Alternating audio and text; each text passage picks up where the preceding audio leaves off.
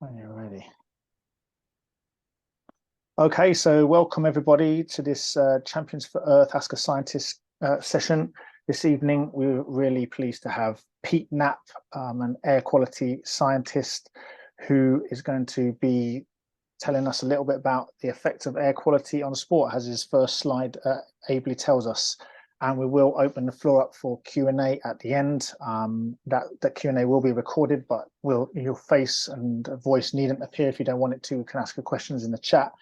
But we will be spotlighting Pete and myself during the Q&A, so please don't worry about that. And I think without further ado, we'll welcome Pete and just say, yeah, we're really looking forward to hearing from you, Pete, because I think this is an area where athletes could speak out really strongly if they felt, empowered and confident that they've got the science behind them. So I will go over to you, mute myself, and off you go. Thank you so much for being here, Pete, and welcome. Thank you, Etienne. Yeah, and it's a pleasure really to speak with athletes, because there is such a platform here for you to talk about air quality specifically, but more broadly around all of the issues of climate and nature. So I'm actually in North Wales at the moment, first time in this beautiful part of the world, and a fellow activist who grew up here allowed me to stay for a week. And I've had this bird app called Merlin, learned a lot about the birds in the area, and it's just been the most wonderful, inspiring week. So I'm really feeling really up for it to talk to you about air quality. Let's crack on. I'm going to broadly cut it into 4 different pieces. Firstly, is the causes of air pollution. Second, about the effects on sport. Thirdly, about the solutions, and then we'll have some time for the Q&A at the end. So my story started in antimatter. I was actually in a band for 4 years. I was a drummer in a band, and then I thought I'm going to do some work in antimatter at CERN, and I did some work on anti-hydrogen. I was there for a year, and after that decided to work in maths teaching, and I was working in Beijing. I was there for a few years. And you can see that I was in the orange house. This is my orange suit. But also you can see in that picture that the sky was also orange. And the reason for that is because of the air pollution there. So even though you can see the sun quite high up in the sky, it looks like it's a sunset. And the reason for that is because the amount of pollution that's in the air is so thick that actually it's the same as a sunset. The reason the sunset is dark is because of the dust it goes through. So when it's up at that height and it's a sunset red, you know that there's a real problem. So then I came back to the UK and I thought I better do some work on air pollution, because the children at the school were really suffering from it. And to get some idea about what air pollution looks like, or the size of it, if we imagine there was some really fine sand, maybe a little bit thicker than a human hair, PM10 is what we call particles that are 10 microns or smaller, and that's the size of pollen or mold. And you can fit 4 particles across one of those PM10 molecules or particles, sorry, which we call PM2.5, which is 2.5 microns in diameter. And that tends to come from combustion, organic compounds, and it comes from cars and all sorts of places. The reason we talk about PM2.5 is because that's the size that gets into the base of the lung, the real deep parts of the lung. There are particles even smaller than that we call ultrafine particles, and they have the ability to even get into the bloodstream. But we tend to talk about PM2.5 a lot in air quality, but the more that we learn about it, the less we actually talk about PM2.5 and more about ultrafines. Now, to get an idea about how big these particles are, if you imagine an oak tree, it's 27 meters tall, and you zoom in on a young oak leaf that's about 3 centimeters long, and then you look 100 times closer onto that and you see a dust mite.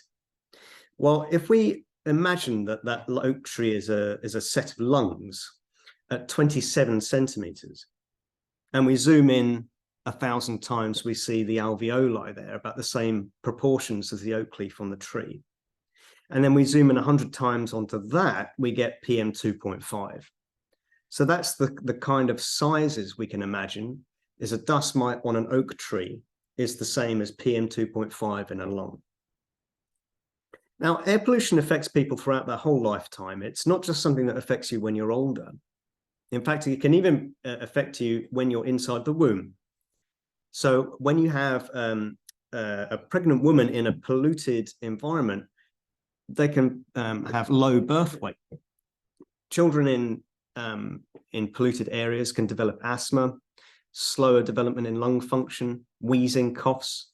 And adults get the same kinds of things, but it develops into strokes or lung cancers, diabetes, because of the amount of time that you're in this polluted environment. And then when you're elderly, you get the same kinds of things, but they're just much more likely to happen. So this is a whole lifetime problem of air pollution. And around the world, 7 to 9 million deaths every year globally, which in England is around 26 to 38,000. And that's how many people you can see in that picture who die every year of air pollution. But it's not just one day you die of air pollution. It's the fact that you, during your life, suffer chronic exposure to low levels of air pollution. And that is mainly what causes these deaths. But what about the causes of this horror? Well, private cars we know is one of the big sources of air pollution. But they do come in two different varieties. One is particulate pollution, and you can see in the scanning electron microscope image what diesel exhaust particles look like. But as diesel cars have become more modern, they have filters in them that reduce the amount of particulate pollution, but they don't really do much for nitrogen dioxide. And this is the main pollutant that you get out of cars. It's not particulate pollution as much, from car exhausts at least. It's more about nitrogen dioxide. And nitrogen dioxide, that creates an inflammation in your lungs. Chronic inflammation adds stresses into your immune system, and then that gradually then over time causes all of those things that I showed before in the slide. Now, those two different types of pollutants, you've got the particulate PM 2.5 and the nitrogen dioxide. If you take one of those two pollutants, 97% of UK homes breach the World Health Organization air quality guideline. But do electric cars help? Well, in terms of tailpipe emissions, what I talked about before, you have those particulate pollution elements and you have the nitrogen dioxide elements. But what about the non-exhaust emission? Well, you've got dust resuspension. When a car drives over the road, it resuspends all of the stuff that was on the road. You have the road wear, you have the tire wear, and you have the brake wear. So these are the extra parts of the emissions that come from cars. And when you see a zero emission car, that's total rubbish. Because when we have a look at the pie chart here, the exhaust emissions are that 14%. And the rest of it is non-exhaust, which is 86% of the emissions from a car is not coming out of the exhaust, but it's coming out of all these other aspects. And it's usually resuspension of dust, which is the issue.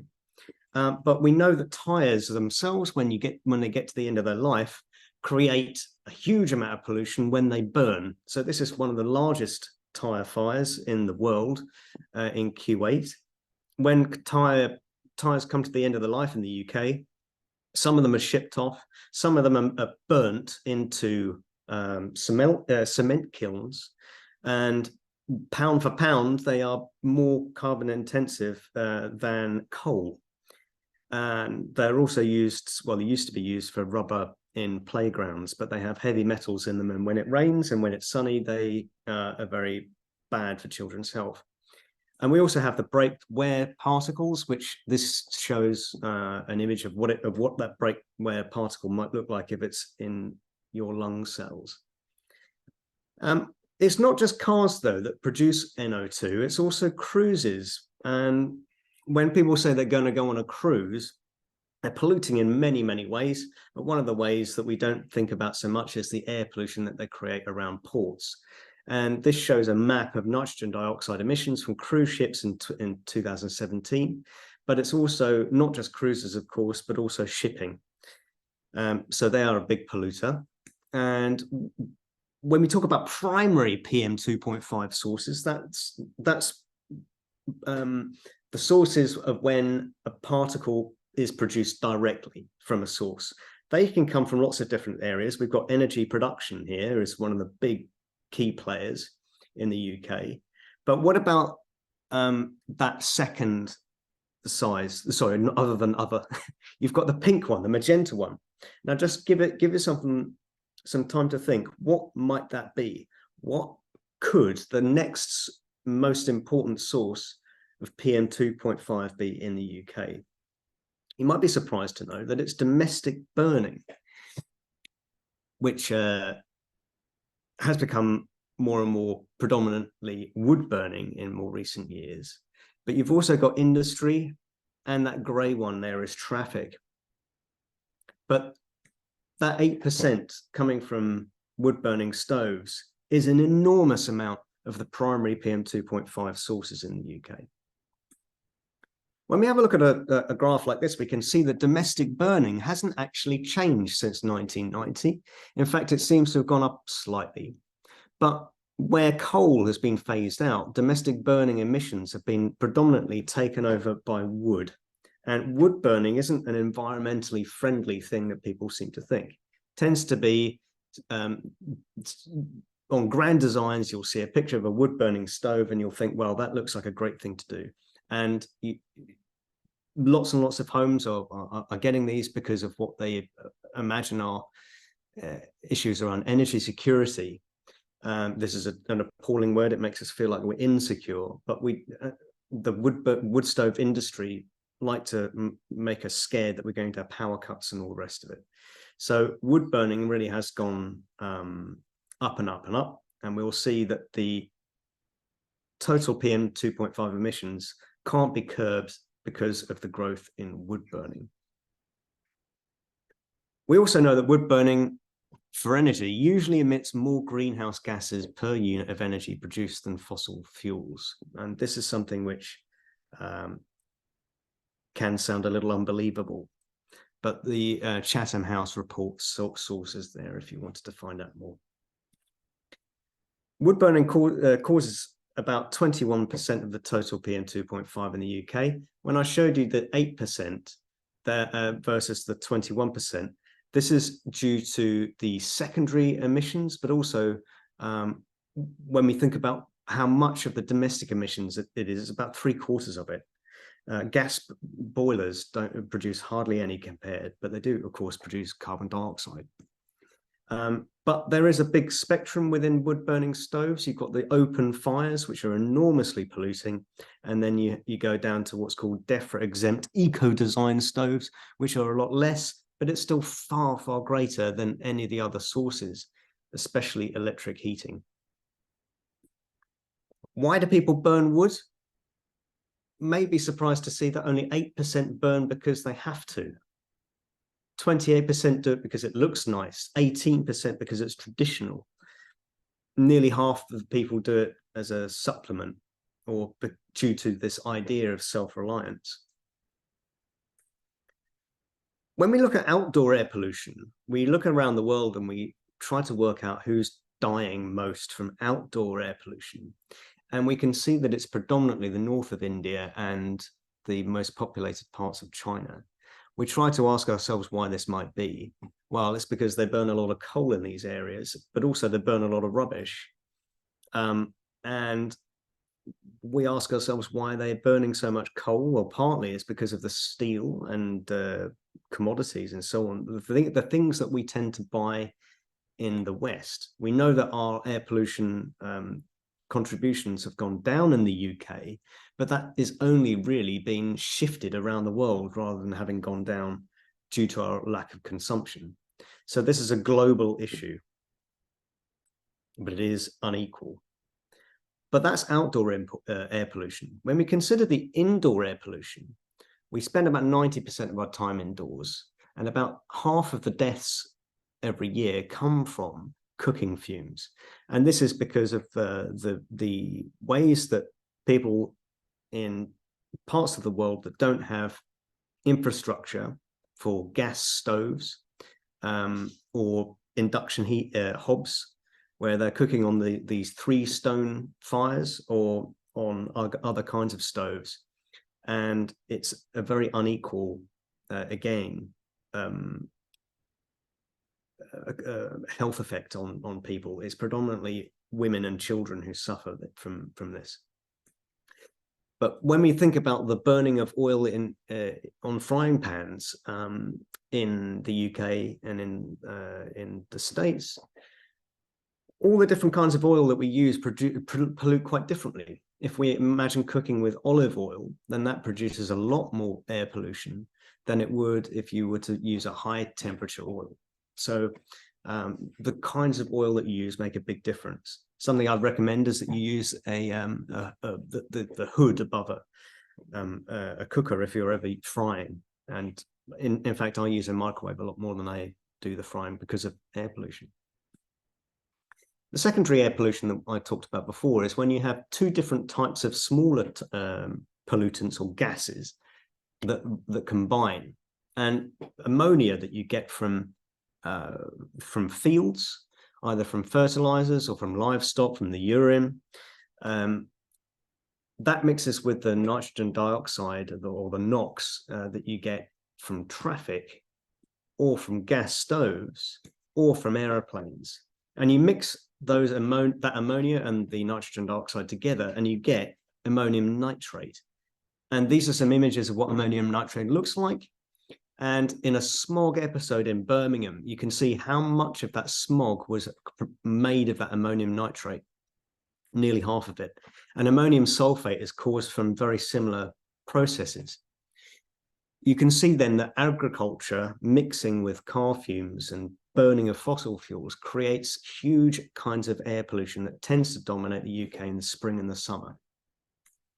Halving agricultural emissions could prevent 250,000 deaths per year worldwide. So it's an enormous way to reduce air pollution is by eating plant-based diets and in ways that don't use huge amounts of fertilizers. What about the effects of this? When you have pollen and it's covered in air pollution, people breathe that in and the body recognizes that piece of or that pollen as toxic. So it rather than treating the tiny pollution molecules or particles that are around the outside of pollen, it treats the whole pollen particle as toxic. And when you get an exposure to this kind of pollution-covered pollen, you can develop hay fever, but also food allergies. The reason for that is because the proteins in pollens have very similar shape and are recognized in a very similar way to pollens that you get from fruits and vegetables and spices and nuts. So for example, if you breathe in an alder pollen, and that's covered in pollution, your body reacts to that and therefore makes you allergic to apples or cherries or parsley or celery. Birch pollens have very similar shape to apricots and tomatoes and almonds. Cypress or cedar pollens can give you melon allergies, and grass pollens, they can give you peanut allergies. So the food allergies are all interlinked with air pollution in this way. Other causes of air pollution we know directly, that wildfire smoke forced the tennis Australian Open matches to be withdrawn in 2020. Anything to do with ice skating or ice rinks. The fossil fuels burnt by the, I can't remember what they're called, these machines, but yeah, they smooth the ice, and that can be incredibly toxic and can give people carbon monoxide poisoning. There are electric ones now which are much better. We know basketball players have suffered from wildfires, headaches at wildfires. We know chess players make more mistakes when the air is more polluted. And marathon runners, when they running in more polluted areas, they found that they conclude that a marathon run drastically increases the rate of deposition of the airborne particulate matter in the respiratory tract of the runners, which kind of makes sense because they're going to be breathing more. And the impact of that is when running 5-kilometer races, if your PM 2.5 value goes from 5 to 10, it can increase that 5-kilometer run by 12.8 seconds. When you increase ozone from 36 to 55, you get an 11.5-second increase in time. Now, to give some context, PM 2.5 value of 5 is the WHO guideline. And here in Wales, my monitor says we're at 8. So it's a big problem, even in the countryside. You can't really escape the particulate pollution. What about cycling? PM10 and ultrafine particles have been assessed. And we know that ultrafine particles are more toxic. The reason is because they get further down into the body. And we can see a map on the side here that when your ultrafine particle numbers go into the red, you can see that tends to be on the busy roads, and that shows that you get ultrafine emissions coming from cars. We know that most urban ultrafine particles are from diesel exhausts. Even though I said that they're cleaner, they do produce ultrafine emissions, which is not taken into account in the same way. The highest concentrations, as you'd imagine you'd get, are going to be at traffic lights and busy roads. And how about in terms of football? The worsening of just one of those air pollutants from ozone or particulate matter or nitrogen dioxide causes significant performance reduction. You can see on the left here, high intensity effort goes from very good, goes from high at a very good air quality to low at a poor air quality. And you can see the same trend happening in total distance run by footballers. You can see that they are able to run shorter distances when it's more polluted. In baseball, we see incorrect umpire calls increase by 11.5% with a 1 part per million increase over 3 hours of carbon monoxide, and 2.6 increase in incorrect calls with a 10 microgram per cubic meter increase in PM 2.5 over 12 hours, which is normal. You get this a lot. When we think about how sports people have talked about air pollution and climate change on their sports and in their homes, it becomes a little bit closer to home, perhaps. We have this famous Kenyan who said, where I live and train high in the Kenyan countryside, nearly 80% of the population are farmers. And people know that the rains are no longer the same as they were 5 years ago, and that climate change is real. And social media can show people the effects of this more easily than before. You can tell a friend to tell a friend, and this is our country, our continent, our habitat, our home. We have no other. A famous rugby sevens player from Fiji says, I went back home recently after 4 years away. There's a graveyard where we buried our grandparents and ancestors, but now we're talking about moving the bodies further inland or near the mountains because of rising sea level. We have a Maldives swimmer who says, on lots of islands in the Maldives, houses have been flooded and there are issues with erosion. I think the sporting community can have a lot of power to change views because it brings people together. I've met a lot of people who are like-minded. I feel sport is impactful and it can bring a big influence in the world. Now, you may be thinking, how is this related to air pollution? But we know that wildfires, smoke created, settles on glaciers. When glaciers get darker because of the air pollution, they melt more, they absorb more heat, they melt, and then they create floods in those areas. And then they've dried up and they won't get any more water for their agriculture. So they get these floods and then they get the droughts. And this is all comes into the kind of climate change as picture. But what about sponsorship? We know that sponsorship in sport is a big deal. It gets you where you need to go a lot of the time. But often we see the kinds of sponsorship really playing against what sport needs to survive. So, for example, in golf, from 2007 to 2017, Glasgow golf courses saw 20% less golf playing time from flooding. But we can see a famous golfer here advertising one of the greatest or the biggest sponsors for golf, which is private jet company NetJets. We see rain affecting cricket matches as doubling since 2011, where 5% of the matches have been abandoned completely. And here we see Lords advertising JP Morgan, one of the world's greatest investor in fossil fuels. And we all know what's happened recently in the F1 in Italy.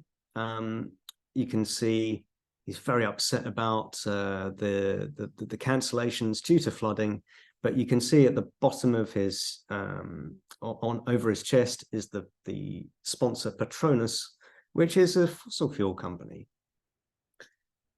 6 of the 7 wettest years in the UK have been since 2000. Now let's focus a little bit more on the sponsorship. We know that BMW and Toyota have come into a report recently, which I know that Etienne has been involved with.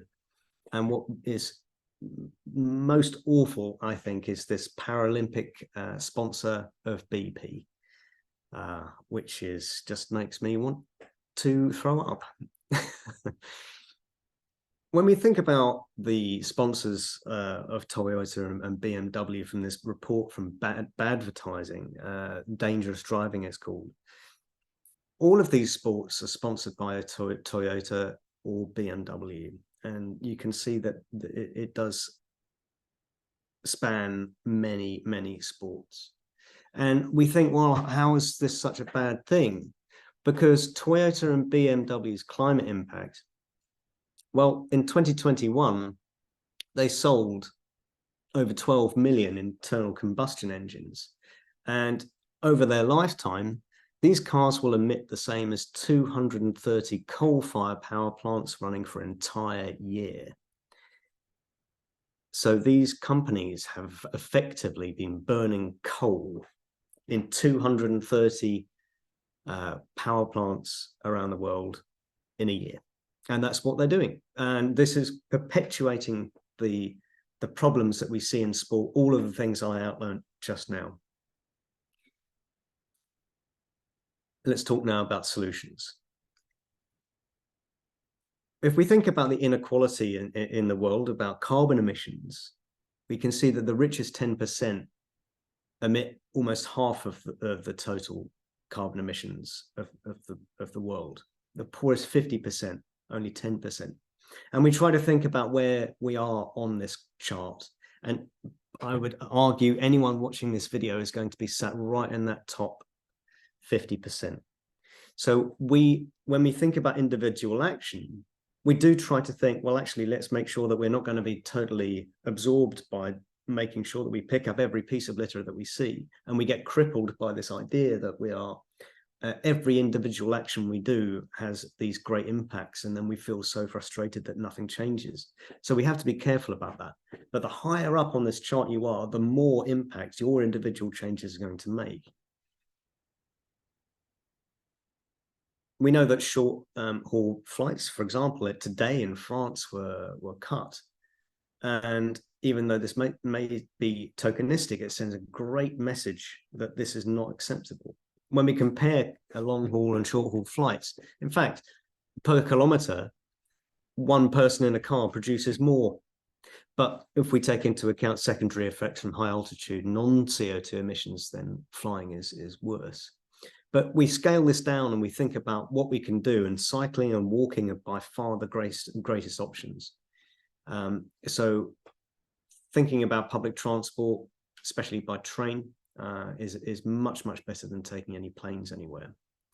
And let's think about the individual things you can do. Firstly, stay grounded, get out of those airplanes. Really don't travel. It's in planes if you can avoid it.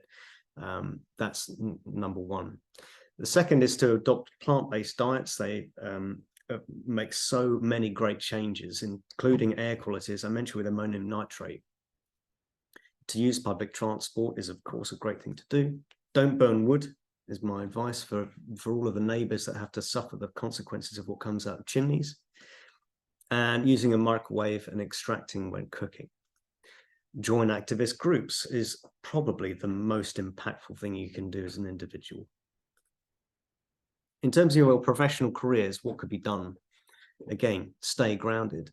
Refuse to get on an aeroplane when people are asking you to, but how do you get to these far-flung sporting events, which are happening all over the world? You have to make that decision yourself, but sometimes people feel compelled to do that. But maybe that's something that needs to be challenged. Don't accept any kind of fossil fuel sponsorship or from banks. To use social media to talk about these wider issues and to look for interviews where you can talk about them. How about societal changes? Well, no new fossil fuels is a no-brainer. We need to keep them in the ground, and any new exploration has to be off the table. Citizens' assemblies is something which is something I'm sure everyone is supportive of. This is where you have a kind of a jury of randomly selected people in the UK. And they don't have to be citizens for this to work. And they are consulted on an issue where they're given expert advice, and then they provide what they think is the right thing to do to MPs, who then make the final decision. To cut consumption, especially the wealthiest. The higher up you are on that diagram I showed, the more important cutting consumption is. Again, plant-based diets has to be a societal shift. Rewilding areas, instead of having all these farms, you can see behind me all these fields covered with sheep. They don't have to be there. That can be forests instead. Strengthening communities is a very, very important of societal change. Otherwise, you have people feeling the stresses of being alone, and this tends to be a part of the ingredients needed for fascism. So strengthening communities is a very, very important step. And I'll leave it there with any questions. Thank you. All right, thank you very much, Pete. I'm just going to get myself back on the spotlight. Yeah, really blown away there. Thank you so much for the, there's a lot of facts, and I think that's one of probably the most kind of scientific presentations we've had, but really striking.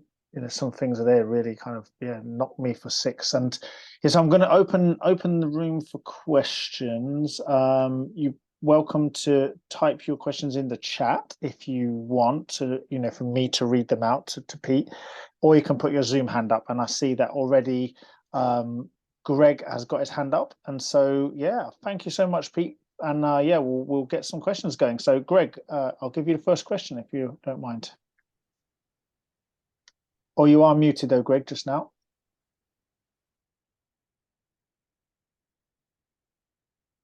Hello. I can hear you. Yeah. Hello, Pete. Yeah, thanks for the presentation. My concentration is not too good tonight, and there were a lot of figures there, but it was brilliant. Thank you. What I'd like to say is, the disturbing thing that comes over immediately from that is from a personal point of view. How do I protect myself from all this pollution? You've really got me worried now. No, I already realised some of it. I mean, for instance, in the pandemic, I tried running with a mask on, and I was advised not to because I might have a heart attack or something. But with all this pollution from cars, etc., how do I protect myself, and how do I protect, my grandchildren? I mean, what would you advise? In terms of protection with yourself, I think that the biggest contributor to your own exposure to air pollution comes from cooking. So because we spend so much time indoors, without ventilation, cooking, even toast, can really pollute the whole house. So I would avoid using toasters actually, and if you were to do that, clean them out, bang them out before you use them. And any kind of high-fat meats like sausages or bacon, incredibly badly polluting. This is another reason to eat plant-based foods. But whenever you're frying, make sure to have the cooker hood turned on, so it's extracting all of those things. But in terms of exposure when you're out and about, the pollution exposure that you get from the road is going to be mainly nitrogen dioxide, and a mask won't filter that out because it's a gas. The best thing to do is to avoid the roads. So when I cycle in London, I cycle in back streets. I make sure that if the quickest way is to go down an A road, I'm going to go on the one that is running parallel to it on a bicycle. And in London, I know that taking the underground, for example, is an incredibly badly polluted environment when it's deep underground, but when it's above ground, it's much better. And in the countryside, wood burning stoves are the most polluting thing that you can do. And it's not just polluting your own house, but it's polluting your neighborhoods. So this is these are the big ones, I would say. But in terms of reducing the air pollution exposure from people around the world, it's reducing our own consumption.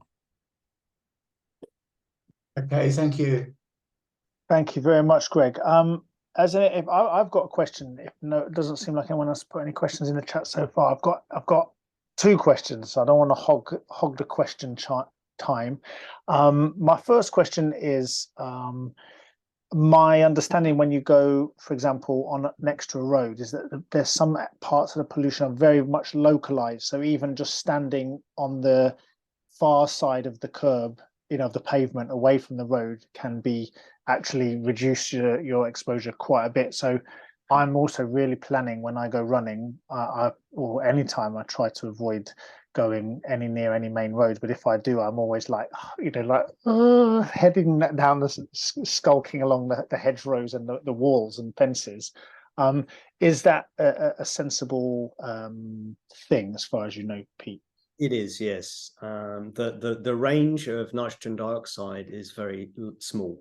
So when you have a road that is producing, or the cars, I should say, is producing the nitrogen dioxide, it's very, very high concentrations in the middle of the road.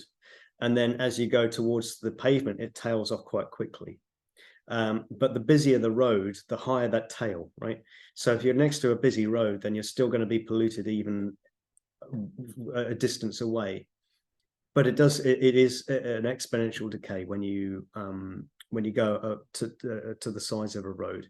Absolutely, going along a parallel street is going to reduce your exposure of nitrogen dioxide, and the range of nitrogen dioxide is small.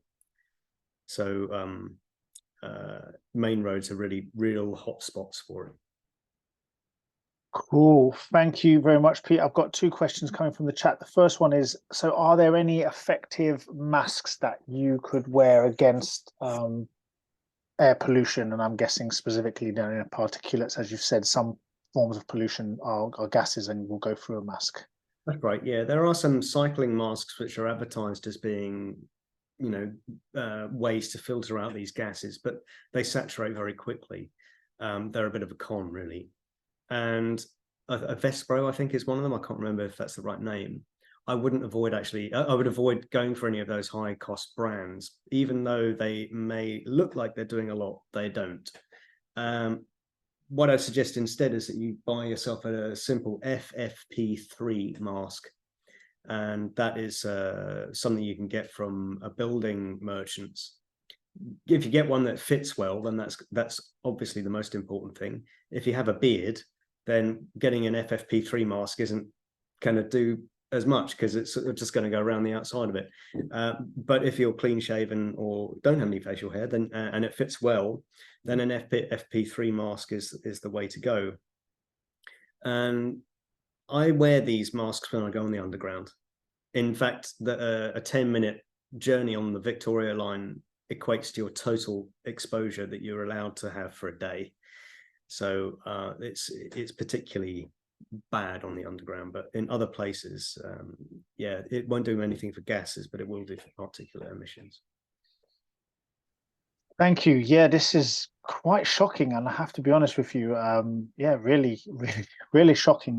And there's a question also saying, is there any tips for good and effective campaigns to discourage people from leaving their engines idling outside school gates, for example? This is something I suppose I find really difficult myself, but I always just lack the language. I wish I could just speak to somebody and say, you know, can you just stop idling your engines? You're killing your kids. You're killing the people around here. Blah blah blah. But I find that really. Do you know anything? You know, is there any frameworks or conversations or campaigns, existing resources that are out there on this area? Yeah, absolutely. There's Living Streets and there's Mums for Lungs. These are groups who campaign for these campaigns around schools, particularly. Idling cars in the grand scheme of things is small, but they're localized and they're creating huge plumes of nitrogen dioxide, around 150 balloons worth a minute. And if you were to speak to someone who is idling, the likelihood is that they will ignore you or they'll be very rude to you. If you're to tell them that it's illegal to idle, and it's section 42 of the Road Traffic Act. 42, I remember, is the meaning of life, the universe and everything. Then that might make them think that you know what you're talking about. And if they don't respond to that, then you could film them and report them. Some councils actually take that as something to follow up on. And finally, if none of that works, you can say that you're an air quality scientist and that you're doing an experiment in that road, and that they're messing up your results, and that they need to stop to make your experiment work. That works for me a lot of the time, but you don't have to be an air quality scientist for it to work. So maybe that would be a good strategy. All right, yeah, thank you. That's good. And can you just name those two organizations? What were they called at the start, you said? Yeah, Living Streets and Mums for Lungs, I believe. Okay, that's good enough to get people started. Thank you. I was going to ask you a question around sports, and this is a question that came in to me before the session started, and it's asking, is there a place on the internet or somewhere out there where someone can go and find, like, you know, you had that map about the that showed like the air quality around the UK, that's actually got quite fine detail, so we could actually look up, for example, where our sports are played. I think, and I have a dim recollection of an article that was recently explaining about some of the Premiership football grounds that are in highly polluted areas. But is there a place where that data exists that's accessible to a kind of person who is not a scientist, who would know how to interpret that or whatever, to help us perhaps get involved in that? That's a good question. There are again, I'm talking about London. There is one called breathelondon.org, which gives you quite a high resolution of especially London football clubs. That's all freely available, and I think they update their census every 3 hours. There are government ones, and I can provide a link, perhaps. Actually, if you were to go to a search engine and type XR scientists air pollution, then you'll come to a web page which I put together, and there's a hyperlink on there that helps you to go to your local government air quality sensor, and they can be quite good, but again, they tend to get a bit sparse when it gets to areas that are less populated. Ultrafine particle sensors, there are only 4 in the UK, and none of them are around airports, and they're the biggest contributors. So there's a lot of work to be done in terms of sensors and especially publicly available data in the UK, but that is available. Okay, that's cool. We'll try, and when we get a follow-up email to this session, we'll try and link that information out there as well. Maybe we could include it in the YouTube clip for people who are watching this afterwards. I see a question. Annie, would you like to say your question? Bear in mind you won't be on the recording, but your voice will be heard. If okay, no problem. Thank you, Etienne. Thank you, Pete. That was gosh, talking about thought-provoking. I won't tell you about my bad habits, but I've got quite a few good ones as well, but we won't go through all that. My main question is with regards to campaigns, how does one go about, say, highlighting the fact that Barclays sponsor now, I think it's going to be Wimbledon, which breaks my heart. That also is sponsoring the women's football, and I think there's quite a big schools one as well. I had no idea actually until you mentioned it that JP Morgan, another one of my great love banks, sponsor Lords. Are there any campaigns that highlight what they're doing? I mean, it's basic greenwashing, really. Just I would say, it's to make them look all lovely and fluffy, and aren't we doing a lot of good? Where in fact, as we all know, they're the worst fossil fuel lenders, enablers in the world. Your question was about highlighting Barclays as a sponsor of women's football, especially, and that you want to know if there are campaigns where athletes can get involved in highlighting how bad these companies are, these banks are for the world of sport and equality, because we know that fossil fuel burning affects predominantly, again, women and children. Women and children, yeah. So, sponsoring women's football is some kind of way to say, hey, we're all about equality, whilst they're Europe's biggest investor of fossil fuels is just greenwash. And yeah, campaigns that can get involved with that.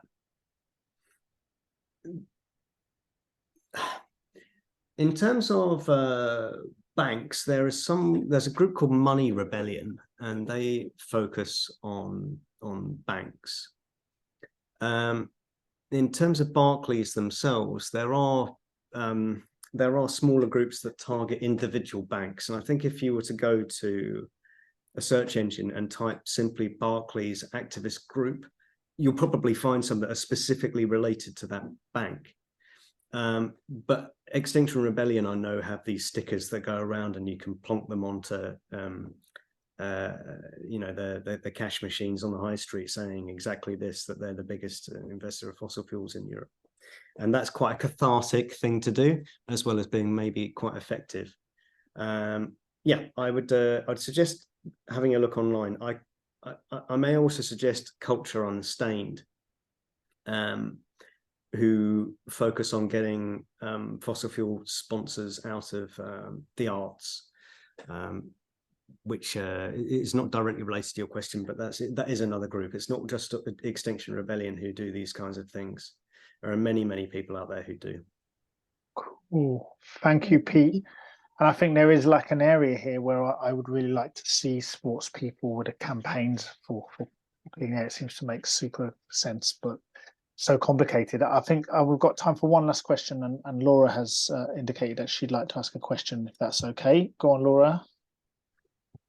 It's a bit sneaky. It's not really a question. It's just to add in, following on from Annie's question and Pete's amazing answer and your amazing presentation. Really grateful for all of that information. I've written down lots of notes, and will be thinking twice about my toaster and getting my extractor hood hooked up and all those things. It's just the power of sports people simply to use their voice.